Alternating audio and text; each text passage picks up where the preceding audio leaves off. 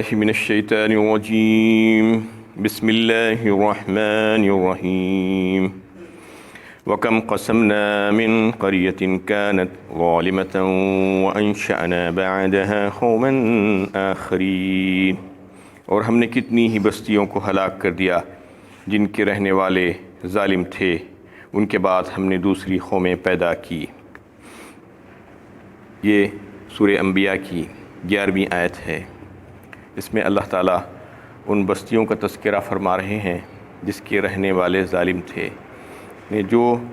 نبیوں کی باتوں کو نہیں مانے تھے اور ان کی تکذیب کی تھی، اور وہ اللہ کی نافرمانی پر نافرمانی کرتے گئے اور اللہ کی بغاوت کی،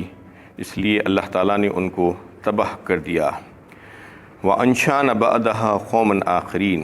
اور پھر اس کے بعد دوسری قوموں کو ان کی جگہ لا کر آباد کر دیا۔ فَلَمَّا أَحَسُّوا بَعْسَنَا إِذَا هُمْ مِنْهَا يَرْكُضُونَ،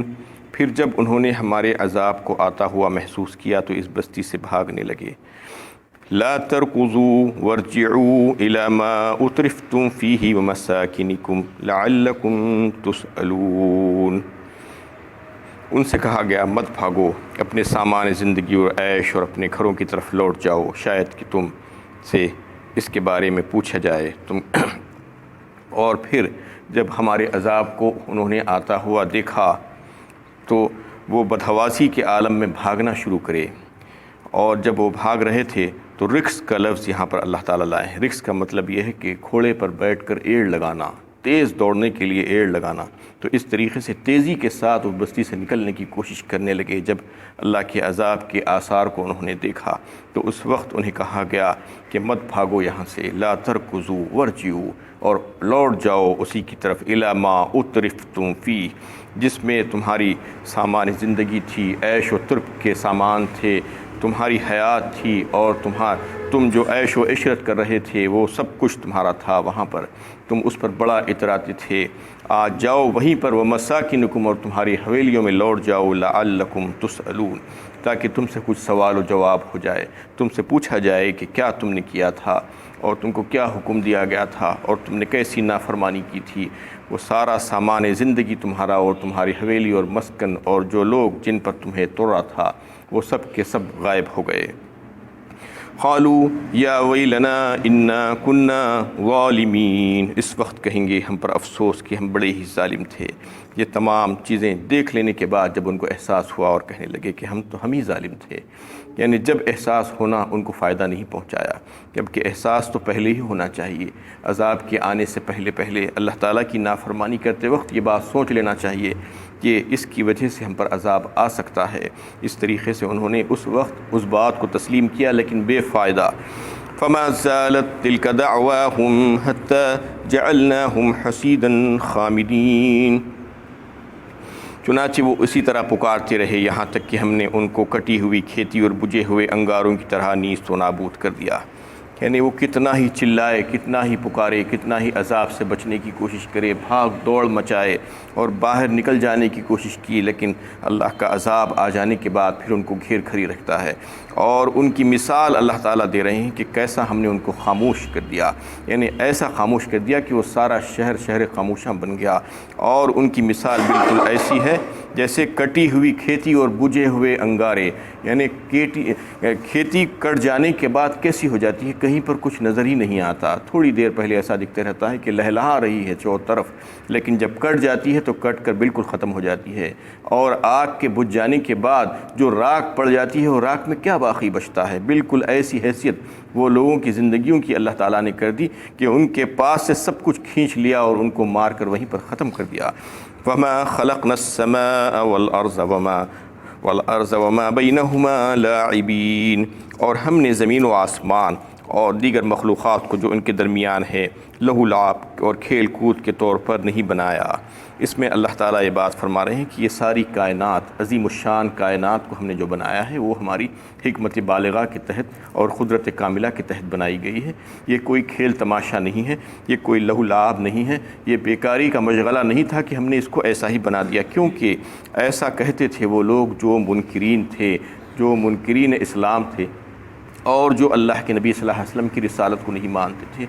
قرآن کی سچائی کو تسلیم کرنا نہیں چاہتے تھے، اور اللہ کی توحید کا انکار کرنے والے جو لوگ تھے وہ یہ کہتے تھے کہ یہ کائنات وغیرہ کچھ نہیں ہے، اور کوئی حساب کتاب نہیں ہے، کوئی جزا و سزا نہیں ہے، بس یہ ایسے ہی آ گیا ہے۔ آگے کے رکوع میں بات آ رہی کہ کائنات کی تخلیق اللہ تعالیٰ نے کیسے فرمائی، اور وہ لوگوں کا یہ خیال تھا جو منکرین تھے کہ یہ ایسے ہی اپنے آپ بن گئی ہے، اس کو کسی نے بنایا نہیں، اور یہ اس کا کوئی مقصد وغیرہ نہیں ہے، بس چل رہا ہے معاملہ۔ یہ بیوقوفوں کو اور احمقوں کو بتایا جا رہا ہے کہ دیکھو اتنی بڑی کائنات ایسے ہی کیسے بن سکتی ہے اور ایسے ہی کیسے چل سکتی ہے، اور یہ کوئی بے مقصد چیز ابس چیز کیسے ہو سکتی ہے کہ دنیا میں کوئی تم چھوٹا سا کام بھی بے مقصد نہیں کرتے، تو پھر یہ اتنی بڑی چیز کو اللہ تعالیٰ نے ایسے ہی کیسے بنا دیا؟ بلکہ اللہ تعالیٰ فرما رہے ہیں کہ اس کو تو ہم نے بڑی حکمتوں کے ساتھ بنایا ہے، اس میں ہزاروں حکمتیں اور مصلحتیں ہیں، اور اس میں ہم نے ہزاروں لاکھوں مخلوقات کو پیدا کیا، اس میں کئی ایک ذی روح ہیں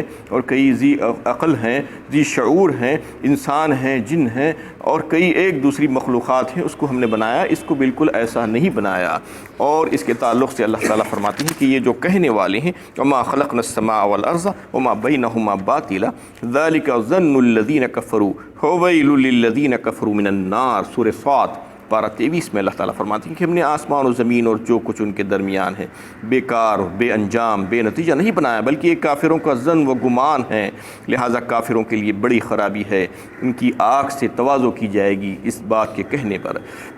لو اردنا ان نتخذ لہوا لاتخذناہ من لدنا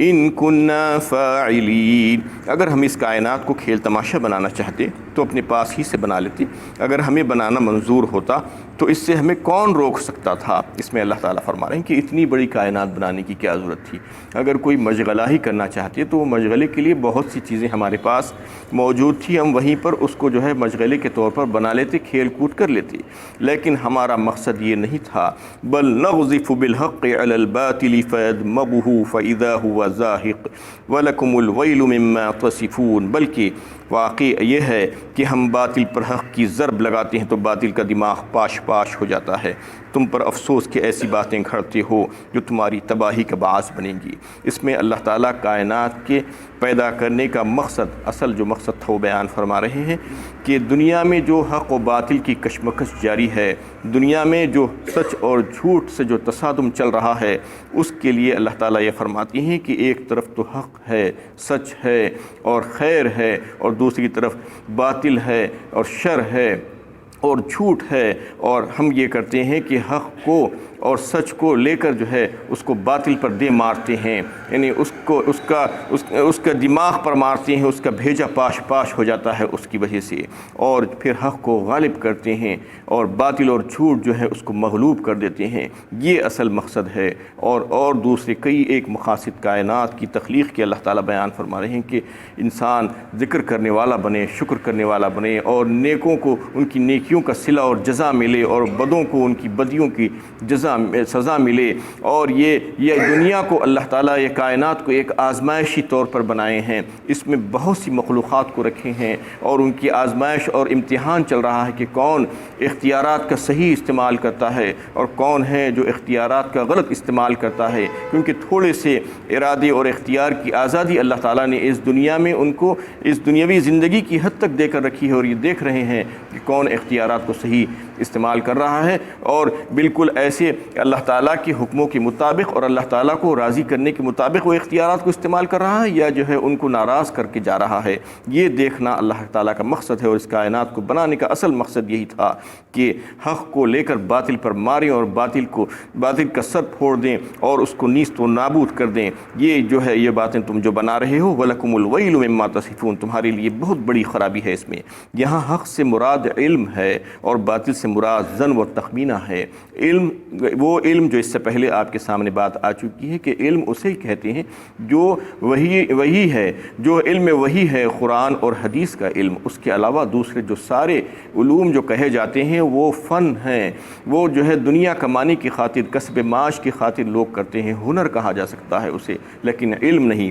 علم تو وہی ہے جو حق ہے، جو دلیلوں سے ثابت ہے، جو اللہ تعالیٰ نے وحی کے ذریعے سے نازل فرمایا ہے، وہی علم ہے، وہی سچا علم ہے، وہی نافع علم ہے۔ اور علم کی بنیاد عقل پر، علمی دلائل پر ہوتی ہے، اور باطل کی بنیاد حجت اور کج بحثی پر، جس کے پیچھے قصے، کہانیاں اور باپ دادا کی غلط رسومات، یہی سب کچھ ہوتا ہے۔ یہ باطل جو ہوتا ہے اس کے پاس کچھ بھی دلائل نہیں ہوتے، وہ صرف جو ہے فرسودہ رسومات کو لے کر، اپنے پرانے لوگوں کی باتوں کو کہہ کر ہمارے بابا ایسا کرتے تھے، ہمارے دادا ایسا کرتے تھے، یہ کہتا ہے، جبکہ قرآن اس کی نفی کرتا ہے اور کہتا ہے کہ تم یہ باتیں مت کرو۔ اگر تمہارے باپ دادا حق پر نہیں تھے، ہدایت پر نہیں تھے، تو ان کی باتوں کا نہیں ماننا اور ان کے طریقوں کو تسلیم نہیں کرنا اور اس کو رائج نہیں کرنا، بلکہ اس کو وہیں پر ختم کر دینا۔ وَإِذَا قِيلَ لَهُمُ اتَّبِعُوا مَا أَنزَلَ اللَّهُ قَالُوا بَلْ نَتَّبِعُ مَا أَلْفَيْنَا عَلَيْهِ آبَاءَنَا وَلَوْ كَانَ آبَاؤُهُمْ لَا يَعْقِلُونَ شَيْئًا وَلَا يَهْتَدُونَ۔ جب ان سے کہا جاتا ہے کہ جو کچھ ہم نے تمہارے لیے نازل کیا ہے اس پر عمل کرو، تو یہ کہتی ہیں کہ ہم نے اپنے باپ داداؤں کو اس پر نہیں پایا اور ہم نے اپنے باپ داداؤں کو جس پر پایا ہے وہی کریں گے، جبکہ اس کو ختم کرنے کے لیے اللہ کے نبی صلی اللہ علیہ وسلم تشریف لائے تھے۔ یہ جاہلیت کے کام تھے اور یہ جاہلیت کے کاموں کو آپ نے اپنے پیروں تلے کچلا تھا اور ختم کیا تھا، لیکن اس کو پھر سے اگر لوگ رائج کر رہے ہیں اور وہ پرانی اور فرسودہ رسومات کو لا کر رکھ رہے ہیں، تو اللہ تعالیٰ فرماتی ہیں کہ یہی ہے ظلم اور یہی جہالت ہے، یہ علم کے خلاف ہے اور اس کو ختم کر دینا چاہیے۔ وَلَهُ مَن فِي السَّمَاوَاتِ وَالْأَرْضِ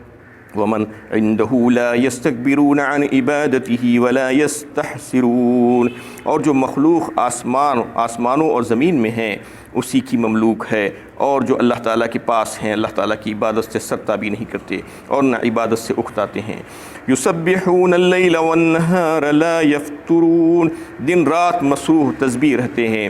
اور ذرا بھی نہیں تھکتے۔ اس میں اللہ تعالیٰ ان مخلوقات کا ذکر فرما رہے ہیں جو آسمانوں میں ہیں۔ آسمانوں میں فرشتے ہیں اور فرشتے اللہ تعالیٰ کی مخلوق ہیں، فرما بردار مخلوق ہیں، وہ اللہ تعالیٰ کی نافرمانی نہیں کر سکتے۔ ان کے تعلق سے اللہ تعالیٰ فرما رہے ہیں کہ وہ ہمارے لیے کافی ہے، اتنی عبادت کرتے ہیں کہ دن اور رات وہ تسبیح ہی میں لگے رہتے ہیں اور ذرا بھی تکبر نہیں کرتے اور ذرا بھی نہیں تھکتے اور ذرا بھی سستی نہیں کرتے۔ تمہاری عبادت کا کیا معاملہ ہے؟ تم تو تھوڑی سی عبادت کر کے تھک جاتے ہو اور تکبر کرتے ہو، احسان جتاتے ہو،